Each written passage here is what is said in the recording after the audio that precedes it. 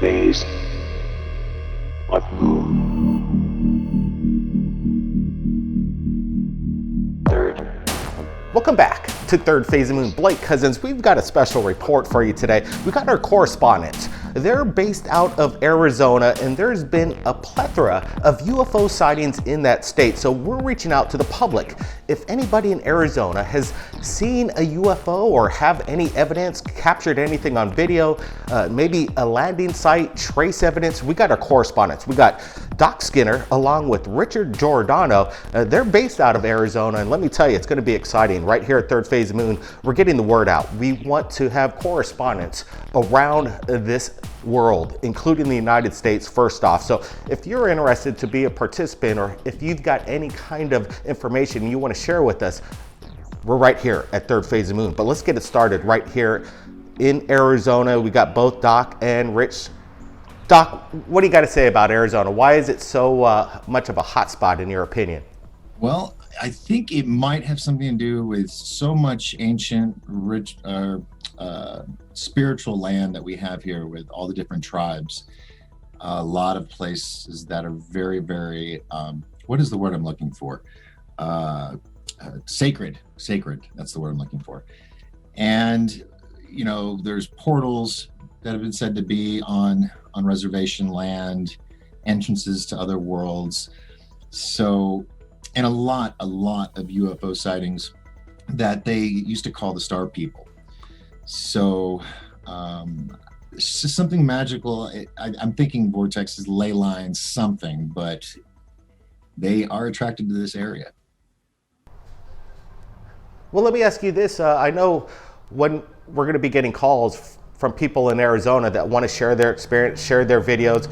Rich, you've got some drones that you've been playing around with. How do you think that tool could help out in an investigation on the ground in Arizona when we're called upon? Oh, are you kidding me? It's unlike anything else. It's like having a hot air balloon. You know, you can see things you normally wouldn't be able to walk into, like deep brush or harsh landscape like we have in Arizona, places you can't get to, where people might say, hey, you know, we saw these lights up in the hills. It lit up for 10 minutes. We can't get there unless we got horses, but we don't have any. So the drone comes in handy for that. You can get anywhere, and you can also, you know, get a good perspective. If they saw a light in the distance, you could go fly the drone out there with the light on and give them a kind of perspective of where it was at and turn it around and looking back at people. It's kind of a new thing. I think I'm incorporating it into ufology for the first time. I'm not sure, but it's been used in investigations already. Absolutely. I think that's what we're going to do. We're going to utilize the tools that we have. It's the 20th century and the 21st century. We're going to utilize these tools. And I know people have evidence that they have not yet revealed to anybody. What do you guys think? Do you guys think that there's people out there that have old VHS or old high 8s or, you know, Super 8 video film that they've captured some smoking gun and we haven't seen it yet? We want to implore people out there to come forward and give us your evidence. What do you think of that theory, Doc? You think people have maybe the smoking gun in their closet captured on archive, film, video? Yeah, and they might not even know it. It might be something that's been passed down or it was hidden away. We have people that are doing a lot of remodeling and they're tearing down walls and they're finding things that are being stashed away. So who knows? The problem with VHS tape is it deteriorates over time. So we hope that we would find stuff like that or film reels sooner than later, so we can have some attempt to restore them. But I think nowadays with all of the media formats, film, TV, news, all this, you hear UFOs, you see these stories, you see these themes. I think we as a society have become more and more desensitized. And so now these people that have had these experiences who were before afraid to come forward, fear of ridicule and being mocked, or losing their jobs in some cases and careers, now they feel enough people have come out, enough shows like this and other shows that we know of have come out. People are feeling a little more confident to step forward. And I think there's a lot of treasures out there that people aren't aware of in their own homes or in their possession. What about you, Rich? I know you've had been delving into this UFO subject matter for many years. You've got a massive amount of archives of UFOs that you filmed with your old cameras, you know, Super 8s and all that. What do you think? Are you going to be sharing some of this stuff? And do you think other people are in possession of possibly smoking gun evidence? Yeah, it's great. You know, you hope they do, and I think it's out there. But the funny thing about that, I myself didn't know I caught something in a sighting. I have a fleet sighting in my archives from 2004, actually a month after the Tic Tac and the Nimitz event. I captured a fleet of Tic Tacs, and 6 years later, we were looking through it when big screen TVs became popular. And a friend of mine goes, "What is that?" I go, "I don't know." And we saw other activity other than the white dots we saw. We saw black dots, and they were moving independently. And it was amazing stuff. And, you know, for me to have that hidden in my own footage, I can only imagine what's hidden in somebody's basement or in a chest or under their bed. I just hope they get to it quick, because with this dry Arizona weather and the heat, who knows how many times people moved and those things get thrown around. Yeah, it's out there, man. I know there's a smoking gun somewhere, and people may not even know it. Mm-hmm. Yeah, absolutely, and I think that's what Third Phase Moon, we're imploring everybody out there. Don't hesitate. You know, if you've got something important, just upload that video to YouTube, and then copy paste that link and send it to my email. And then if you're in Arizona, we've got Doc and we've got Rich to investigate. Let me ask both of you guys, and start it off with Doc. I know we had the Phoenix Lights over there. Maybe 10,000 people witnessed this. I bet you there's a bunch of videos that are still yet to be shared to the world. Do you know anybody that has witnessed the Phoenix Lights event? Me personally, my father actually, he worked for Southwest Airlines, and he was flying in during that period of time, like many others. Who was the other one? Kirk, was it not Kirk Douglas? Kurt Russell. Kurt Russell. He was flying in too, I think with his son, and they witnessed it as well.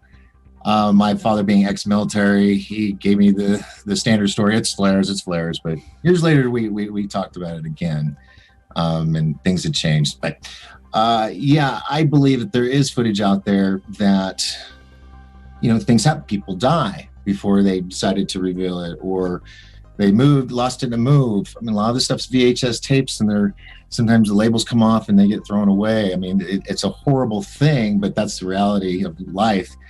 But someone has got something out there. If you're, I would say, if you're a relative of an ex-military personnel, like my father was, and he passed away, and you have his belongings, take a gander through it. I mean, it's you might stumble across something. You know, it's out there. It's out there. That's what they say, right? That's what they say. What about you, Rich? Have you met anybody, or did you witness the Phoenix Lights for yourself? And we're sharing some videos of We're sharing videos of UFOs in Arizona as we're doing this interview. So again, people out there, it's a hot spot. Arizona is a hot spot. Keep your eyes on the skies. Things are happening. But Rich, what about you and the Phoenix Lights? Have you met anybody that witnessed it yourself? Oh yeah, I met couple hundred people, because I go to the Phoenix Lights. They have the anniversary, and the video, they play it at Harkins Theater every year around March 13th. So Dr. Lynn Kitai's documentary, and everybody, you know, goes down there who's been in the movie or seen the lights, go take a look at this, and it sells out every year. Yeah, I've interviewed many people who've seen the lights, and everybody said it's a 1 to 2 mile wide craft. And you could definitely, you know, hold a newspaper open and you still wouldn't cover it, you know, at arm's length.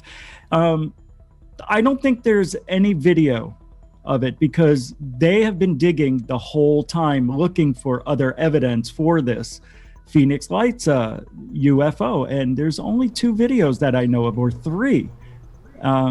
Yeah, it's weird. It's got to be out there. There's got to be more videos, right? With that many eyes, I mean, a lot of people were seeing it from their home, front yard, backyard.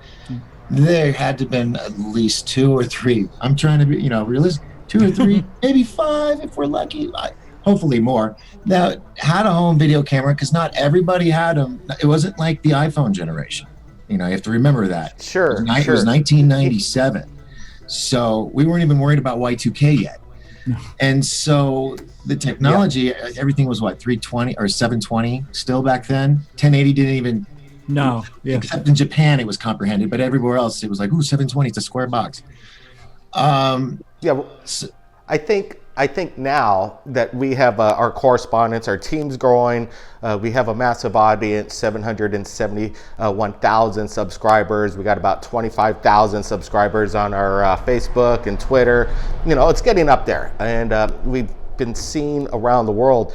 People are getting accustomed to that third phase of moon is a place to share the UFO sightings, and we're the top UFO channel on the internet around the world. So we're inviting anybody, again, if they're in Arizona, you've got a special case, you've got some incredible video, are you experiencing something that's extraordinary, reach out to us, reach out to the team.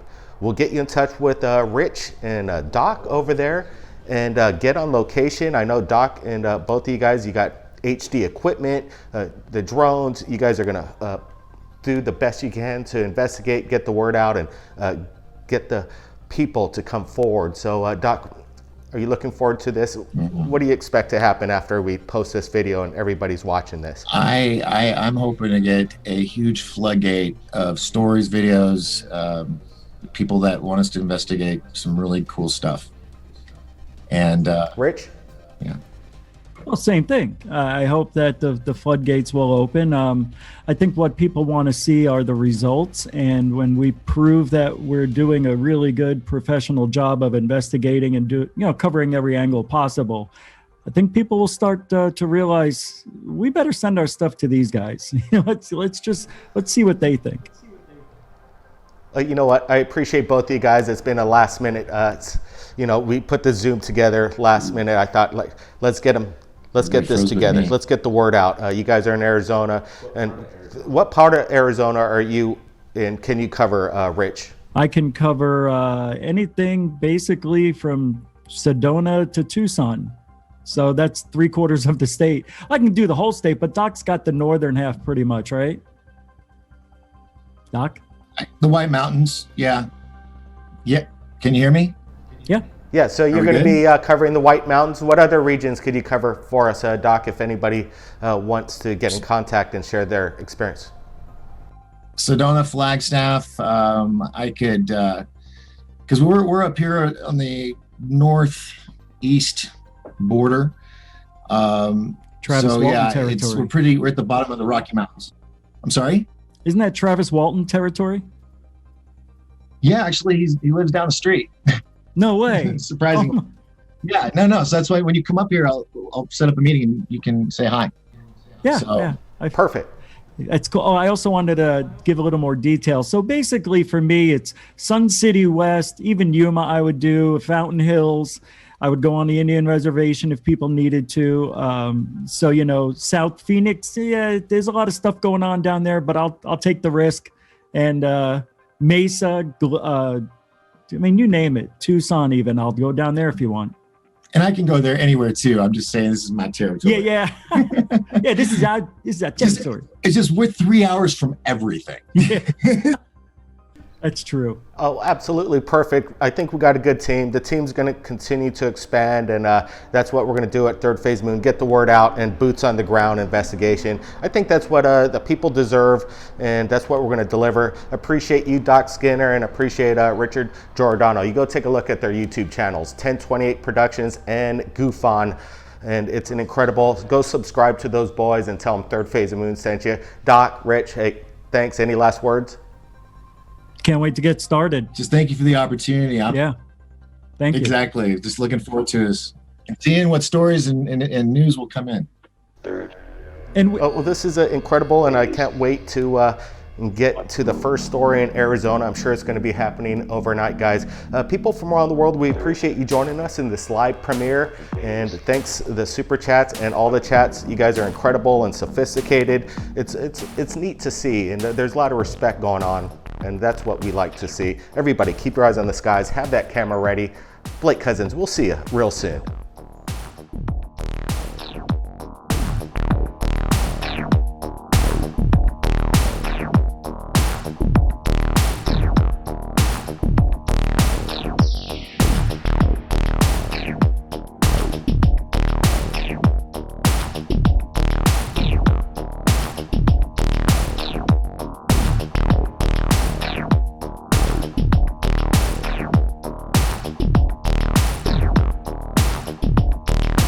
answered.